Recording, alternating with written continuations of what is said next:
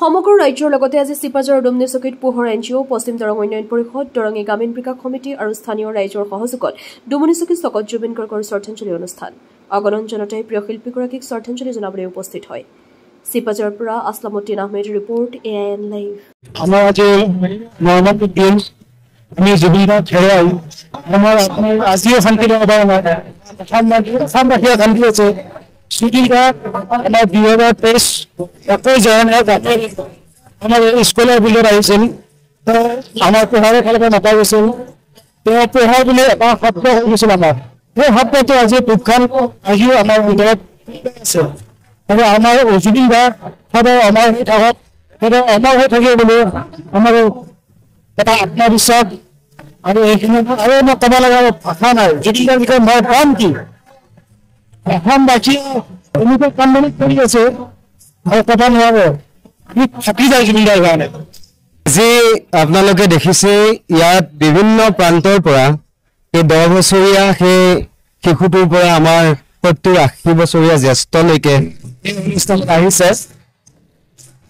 আজি হিচাপ কাপ পাৰিম হিচাপ কাপে নোৱাৰে তাৰপিছতে কিতাপ অন্ত তথাপিও আমি জুবিন গাৰ্গ আমাৰ মাজৰ পৰা যে হেৰাই বিশ্বাস কৰিব নোৱাৰো।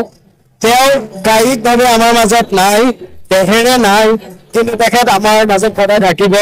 আৰু জুবিন গাৰ্গে সদায় কৈছিল সাগৰৰ পানীত শুবলৈ মন যায়। আমি জানো যদি বা ব্ৰহ্মপুত্ৰ বা আমাৰ গংগা হলেহেঁতেন তেতিয়াহ'লে জুবিন গাৰ্গৰ গভীৰতা বুজি পালেহে আৰু তেখেতক এনেকে উত্থান স্তব্ধ কৰি দিবলৈ সাহস নহলে হয়।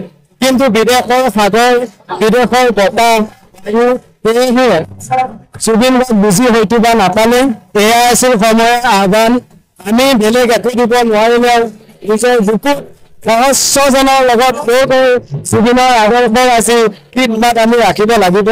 আৰু মাজতে কথা এটি কওঁ 90 দশকৰ আগছোৱাত অসমীয়া গীত মাত শুনা মানুহ গৈছিল সেইখিনি সময়তেই এজন ডেকা যুৱকৰ আবিৰ্ভাৱ হৈছিল যিয়ে অনামিকাৰ যোগেদি আমাৰ অসমীয়া গীত অসমত বিশালভাৱে প্ৰচাৰ আৰু প্ৰসাৰ কৰিলে আৰু আজি সেই অসমীয়া গান শুনিব পাৰিছো আৰু অসমীয়া গানেৰে আজি আমি বিশ্ব শুনিব পাৰিছো। এইখিনিতে কওঁ আজি আমাৰ বৃহত্তৰ ডুমনিচকী অঞ্চলৰ 5টি স্বেচ্ছাসেৱী অনুষ্ঠান পশ্চিম দৰং উন্নয়ন পৰিষদ পোহৰ এনজিঅ' দৰঙী গ্ৰামীণ বিকাশ সমিতি ডুমনিচকী কমিট পন্থা আৰু দৰং ক্লাবে লগ আজি শ্ৰদ্ধাঞ্জলি অনুষ্ঠান আয়োজন কৰিছে আৰু দেখিছে হাজাৰ হাজাৰ মানুহ আহি ইয়াত উপস্থিত হৈছে।